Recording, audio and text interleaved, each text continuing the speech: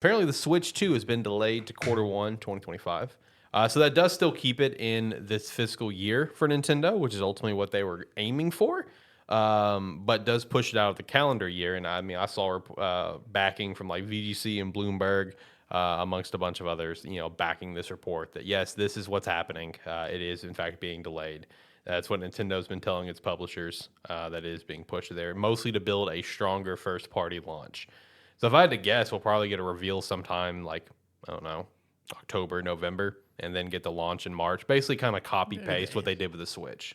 Because that's what they did with the Switch. So that's kind of what I'm thinking. Did they? Yeah, they revealed it end of year and then launched it in March. Which is, I mean, understandable if they want to, but if you want to delay it to be able to have more first-party games release on it, just do the full year. Right. It's like give it the full year, because the problem with doing it in March is you've completely skipped that holiday window now. So now it's like you'll over the year, yeah, you're gonna sell it, but it's not gonna come out near as hot as if it does at the holiday time. Right. And also, if you're delaying it by like 3 months it's like you better be delaying it for a fucking banger.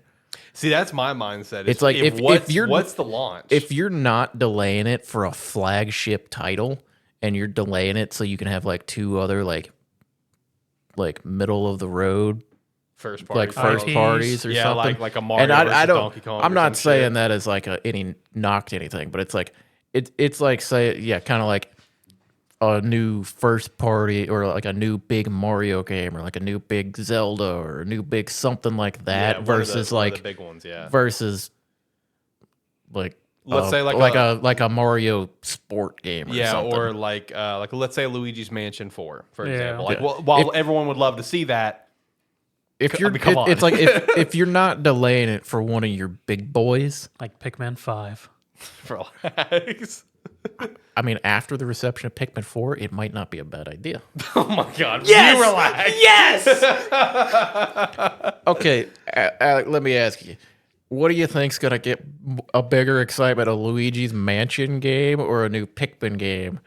When honestly, it's like think back to the last release of a Luigi's Mansion game versus Pikmin 4. Pikmin 4 had like a louder audience towards like liking that game, Right?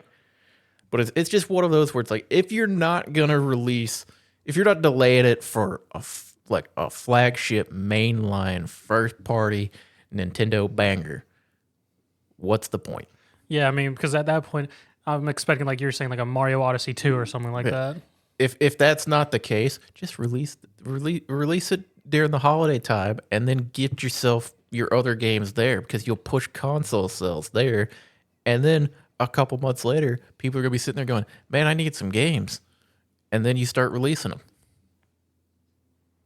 See, my mindset is going to be a 3D Mario. I think it's going to be like a Mario Odyssey 2. That's the thing.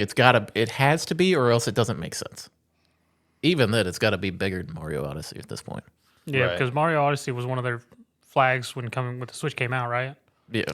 It came out in the calendar year. Oh, okay. Yeah, because But it was launch title was Breath of the Wild. Yeah. Oh, But okay. It was like one of the.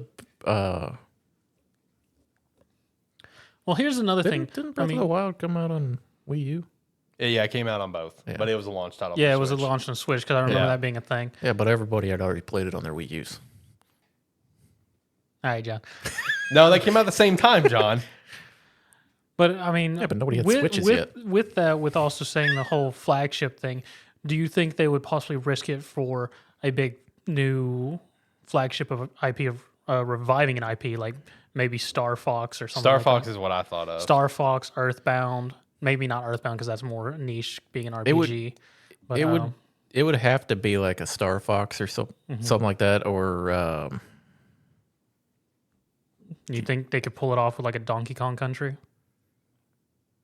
If they did like a 3D Donkey Kong Country? Well, there's been rumors and reports about a 3D Donkey Kong. We've been talking about that one for a while, Yeah. so that's possible. I could see that. yeah, I think. Okay, here's what you do. You it's like you make your big 3D Donkey Kong game. You get your new big Mario game. and you release the console, and you don't put the games with the console. You sell them as a double pack to go like separately than the console. Yeah. Which would drive both the game sales and everything. And then it's like you put it as the double pack with its own like special box art and everything, but then you also have them individually so that the collectors can get their double pack and everything that they want to have. And that's big enough to do by itself. Mm-hmm. Will Prime 4 be ready for launch? No. Okay. My brain went Prime 4 is something that I went, that game's not coming out. It'll come out. I have faith. It'll happen eventually. One day, maybe a couple years from now. When we're 50 years old. Prime 4. Redfall's second coming. Oh, God, please, no.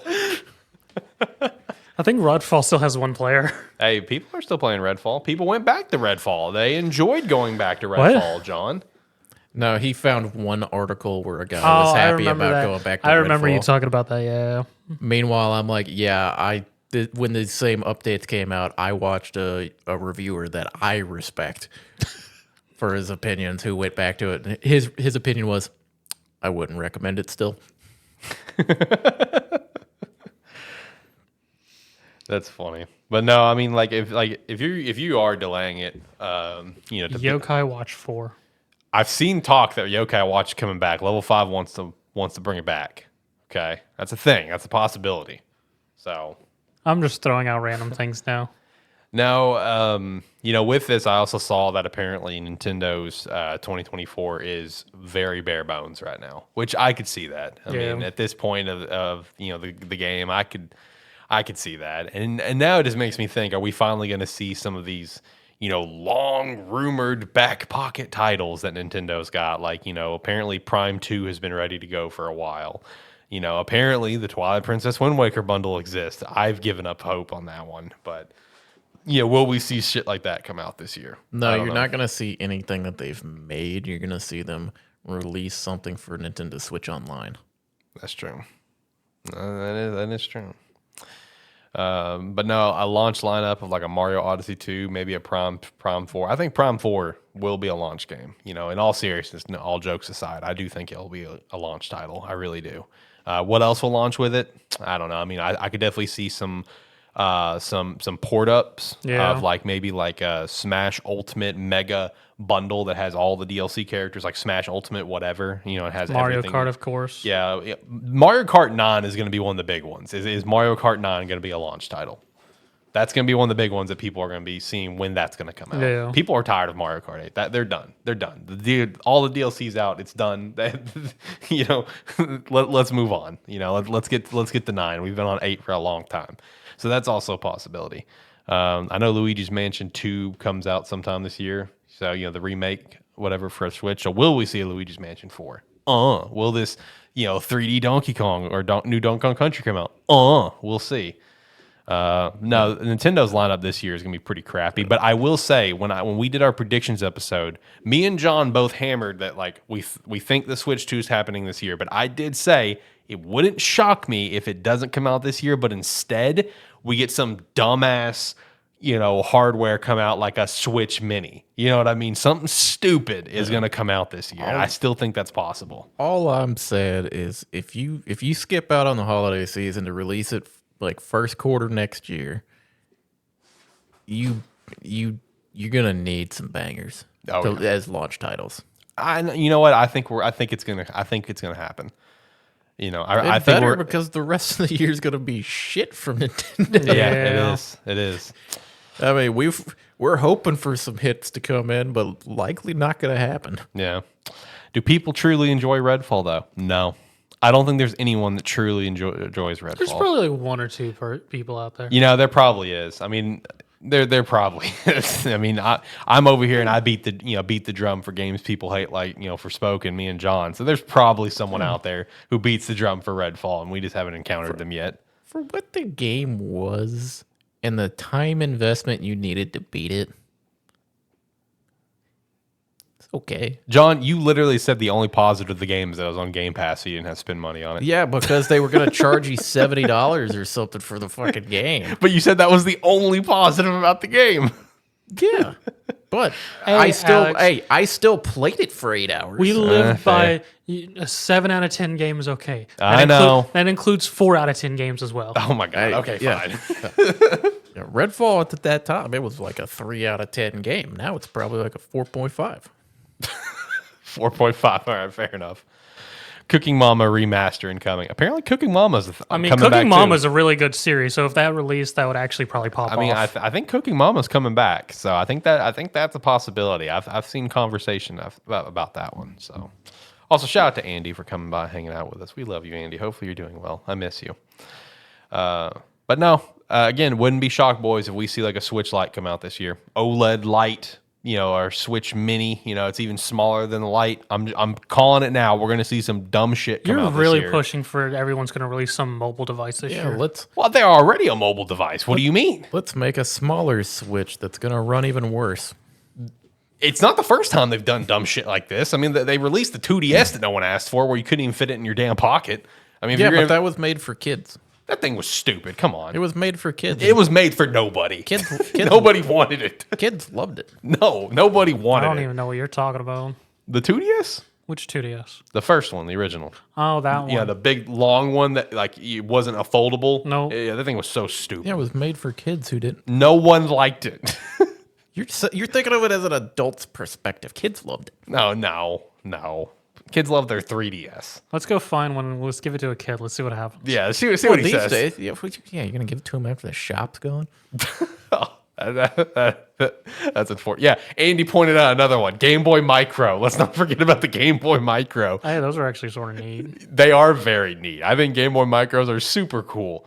So I forgot about that one. Thank you, Andy. You're helping my case right now. Nintendo's going to do something stupid this year. Switch Mini, baby. I'm calling it. It's going to be smaller than the Switch Lite. It's going to be like the size of a phone. You can just put it right in your pocket. You have a great time. I don't think it'll be like an OLED. I mean, because like the way I see it happening is like we got the OLED priced at $350. Base Switch I think is still $300. Goes on sale for like $250. Switch Lite I think it's $200. So like this Switch Mini will be like $100, $150. There you go. Yeah, it's the size of a Samsung Galaxy S22 or S23. You just put it right in your pocket. Yeah, Play but your why Switch would I games. ever? Why would I ever buy this Switch Mini when my Samsung Galaxy is more powerful? But can that play Tears of the Kingdom? Yes. I could Probably. you could probably emulate it on there and it'd run better. That's probably true. And that's not knocking it because they optimized the shit out of that game. That's true. They push. That's why They it took. pushed the That's why limits. it took so long to come out. Is they had to take the time to go. How the fuck do we How do make we make this this run work? well? I give them all the props in the world for that game, man. Like I am blown away with how well Game that runs better than Breath of the Wild. dude, and that's baffling because there's just so much in that damn game. Kudos to Nintendo, man. Like they knocked it out of the park with Tears of the Kingdom. That's just unbelievable to me. But anyway, yeah, Switch 2 probably being delayed to Q1 2025 gives me more time to save up for a huge lineup because it's gonna be one of those things where it's gonna come out and I'm gonna look at it and I'm like, shit, I gotta buy like 6 or 7 games. All right, hold up. Legitimate question: do you think Nintendo will actually invest money into a new Animal Crossing game, or do you think they'll write off New Horizons as a lockdown one-off? I think they'll invest. They'll make a new one, but it'll be a few years. Yeah, it'll be a few years. I mean, it did I well think they'll- enough with the Switch that there's probably some board somewhere with it written down for the next concept. Yeah, like I understand the case of New Horizons. It's like it came out at the right time. You know what I mean? It came out in 2020 when the world shut down. So I understand that it kind of benefited from that situation. But even if that's the case, like even now we're in 2024, people still play it all the time. Yeah. You know what I mean? People that maybe like this is their first Animal Crossing, so like it brought in a new fan base, kind of similar to really like what Three Houses did for Fire Emblem. Obviously Fire Emblem was popping with Fates and Awakening, whatever, but Three Houses again, it really brought it to a more popular level than it's ever been before. And I see the same thing with Animal Crossing. And honestly, another thing to factor in as well for what New Horizons did, it's the simple saying that people like to say, it's the Switch effect. You know what I mean? Something goes to Switch, gets a second chance of life, like all the Wii U games that got ported up, or something gets brought over to Switch and then it pops off, or whatever the case is, right? So that's just kind of how it is with New Horizons, in my opinion. It's the Switch effect. I mean, while it came out at the right time, yes, it helped bring in a lot new fans. Like there are still new fans playing it now, looking forward to the next game. And keep in mind, like for a week, it was the #1 selling Switch game of all time, and then Mario Kart 8 beat it out again. Because it's still good. Mario Kart 8 still being bundled with consoles. It's kind of hard not to be, but I mean, it's the second highest selling Switch game of all time. So It's also, I've noticed over the years, Nintendo likes to do this thing where they release something, it blows up in the world, and then they kind of just let it sit there for like 5 to 7 years. And it's like, yeah, they'll have little updates and stuff come out, keep feeding people a little bit here and there once or twice a year. yeah.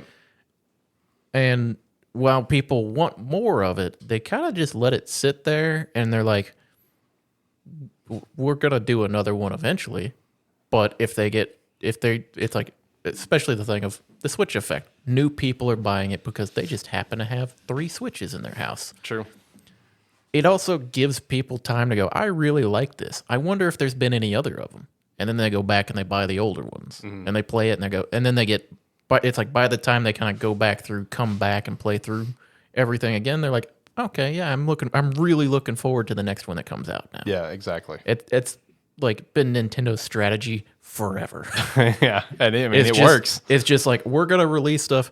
It's like, we're going to throw shit at the wall and maybe a quarter of it sticks. And that stuff that sticks, man, people are going to be clamoring for it when we finally release the next one. Yeah. And also to further back up that I think they'll, invest in whatever the new game is. Hey, let's not forget they released a pretty expansive, DLC for New Horizons.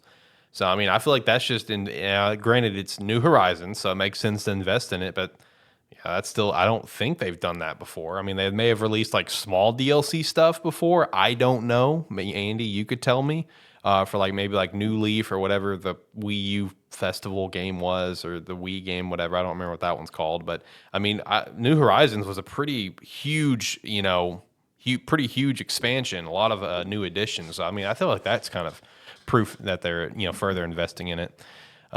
He says, that's honestly a really fair point. I think it encourages people to go back and purchase past titles given the brand longevity and to build a fan base. Yeah, exactly. That's really the Switch effect. You know what I mean? Well, that's what I was thinking. It's like, especially games on Switch. Like you have not even just like that type of game. Look at Mario Odyssey. Yeah. We're talking about them potentially coming out with their new big 3D Mario game because it's been that long. And that's first year Switch. Yeah. Yeah. So at this point, we're ready for it, but that game has also had time for everyone who wants to play it, and a lot of people who may have picked it up on Switch or bought it bundled with Switch at some point. And thinking about it, I mean, we just got hit with the most recent 2D Mario game, Mario Wonder, so people got in their 2D fix, so Yeah. it's a perfect time for them to roll out a 3D to hit that other fix. Yeah. And Mario Wonder was, Game of the Year nominee. Yeah. And it's just that it's that Nintendo cycle where they're like, we're not going to do yearly because if we do yearly, you won't have gotten your fill of it. Yeah. And when it comes to like just giving the brand longevity and stuff, honestly, just another point, it's like if you just make a really like amazing game, like that game is going to probably, potentially be, and well, probably it will be realistically, it will be the first time someone's played that franchise, for someone, and if they love it because it's an amazing game, it will help push them back to further titles. Like I'm a great example for a couple of franchises like Fire Emblem. I've dabbled in some Fire Emblem before, Three Houses. Three Houses what made me fall in love with it. And I've since gone back and have enjoyed other Fire Emblem games. Same thing with Persona. Persona 5 Royal, my first Persona. Now I'm enjoying 3. I've dabbled in 4. I want to continue 4. 1 and 2 might be a little rough, especially from what you've told me. But that's that's a different story. So like there are if you just make a great game, it's going to help push people to want to go back and to continue to experience the brand. Do you think a yearly release schedule feeds into the Call of Duty problem where game companies are expected to release games on a certain set schedule? Yes, 100%. 100%. I mean, that's why several of them, like a lot of the games that were doing that, Assassin's Creed, Call of Duty, some of the sports games, WWE, had to slow down. They slowed down and cut back. Yep. And which Assassin's Creed's picked up their pace again, which is sort of we'll see how that goes. Yeah, because we had Mirage come out last year, and then this year we're apparently getting that Codename Red, the Japan one. And then Call of Duty for a while. I mean, that's why they had two different developers working on. And honestly, hey, since we're on the topic of Nintendo and this question comes up, let's not forget about one of the most notable culprits with its last huge installment, Pokemon. Yeah. Pokemon is a great example with how horribly optimized Scarlet and Violet is. So, I mean, yeah, I think a yearly release schedule of titles, I personally hate it. What's like at this point, at this day and age, like the only things that really still do it are sports games. Yeah, that's the big one. It's like even COD at this point isn't necessarily doing it as much. They're moving to a more. It's like they'll still change the name of it, but at this point, they're kind of all in on their Warzone games and like Modern Warfare. It's just they're iterating on that base set of like that base system they have, and as a new game comes out, it's their entire ecosystem now feeds into Warzone. So it's like whatever they make there is going to all the weapons and everything are eventually going to make their way into Warzone and then back and forth. So even COD has changed their system for it. Yeah. Sports games are the only other one, which a lot of times are copy and pasted, which is why the NBAs, the NFLs, and those they end up being like the worst reviewed because most of the time it's a copy and paste. Yep. Where as like when they do iterate on something, people go nuts for it because it's like, hey, we've been asking for this for 4 years and you finally put it in and didn't just Control C, Control V and put a new cover on it. Right. So it's like even that stuff, like when it does get updated, it blows up, but it's like it's because we're used to yearly releases just being mediocre. Right.